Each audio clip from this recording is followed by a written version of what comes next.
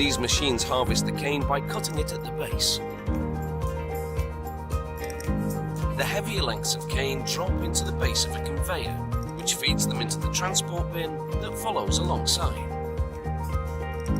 At the mill, trucks empty their load onto a receiving table.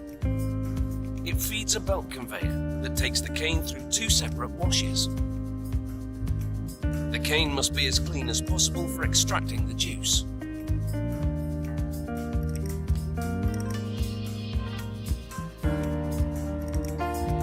But first, the cane's hard structure is broken down inside this crusher, where rotating hammers break the cane into small pieces. A conveyor loads it into a milling tandem designed to extract the sweet juice from the crushed cane.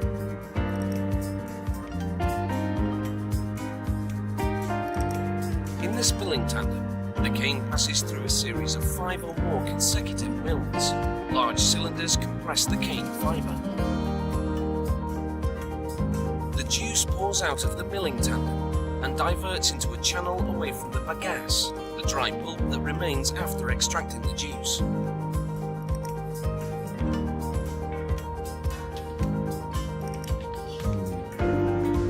A worker supervises the operation at each of the mills. A vat collects the juice that flows from the top and bottom of the mills. Now that the juice is extracted from the sugar cane, it's time to process it. However, before it's turned into sugar crystals, a sample goes through a series of tests at the sugar mill's laboratory. They add a thickener that binds to impurities in the juice, and then filter it to make it clear and clean. Then it's poured into a polarimeter, a machine that measures the concentration of sugar.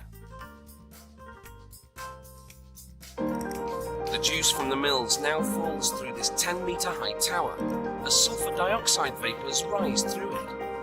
This process, known as sulfitation, bleaches the juice. Then it flows through a device that measures its pH level. While at a separate vat, workers add powdered lime to water, preparing a solution to which they will then add the juice.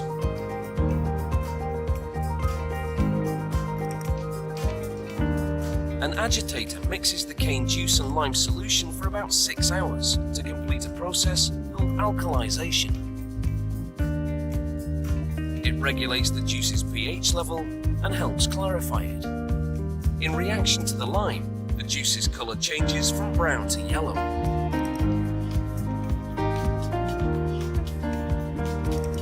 Next, the juice goes into these clarifier tanks. It takes over 2 hours for the juice to settle and for the impurities to fall to the bottom of the tank. A sample taken from the tank shows how the sludge collects at the bottom, while the clarified juice collects at the top. There's still quite a way to go before it's transformed into the stuff that goes into your tea. Workers filter the residue, known as mud, from the clarifier tanks to extract any remaining sugar.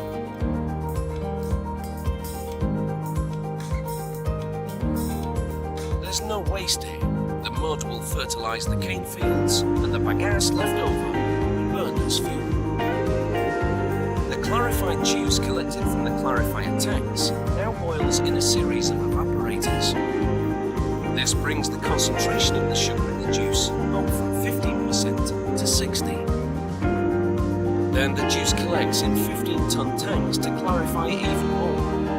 Any sediment left in the juice floats to the top. A rotating paddle skims this residue off to the sides of the tank. These tanks produce a type of syrup that goes on for still more processing. Workers now pour sucrose crystals suspended in alcohol into the syrup. This milky solution binds to the sugar present in the syrup and helps draw it out.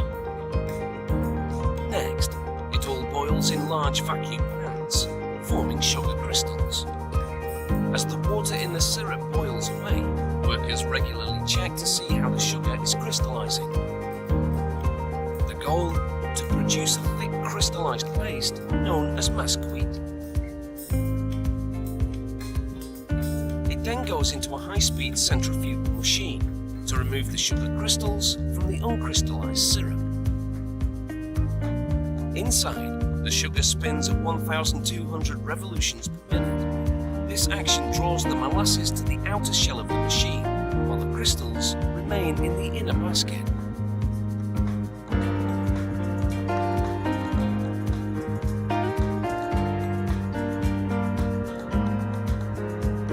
Sprays of water wash the crystals, then the water is drawn out so only the crystals remain. This centrifuge draws out moisture from the sugar, just like a washing machine on spin cycle dries your clothes.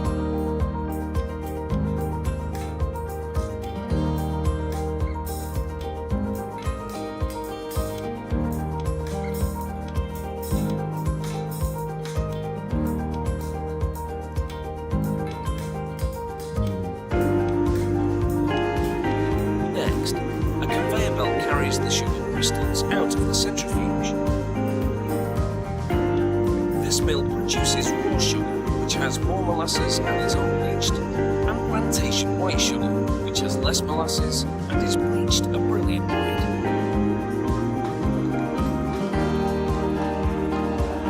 The sugar on the conveyor now goes into a large dryer. Hot air blows into this dryer to bring the sugar's humidity level down to 0.02%. That's standard for table sugar.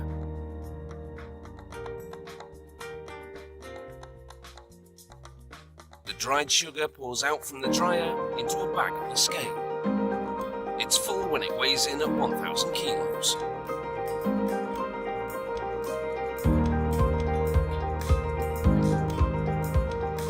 A hoist then carries the bags to a platform at the far end of the packing facility. At 3,000 kilos, that is a heavy load. It lowers each bag over a chute that leads to the factory's main floor. Workers carefully open each bag in turn and pour out the sugar directly into the chute. It feeds an automated packaging machine which fills a series of 2-kilo plastic bags, seals them, and separates them. This packing facility produces 200,000 bags every day. That means processing 400 tons of white sugar daily.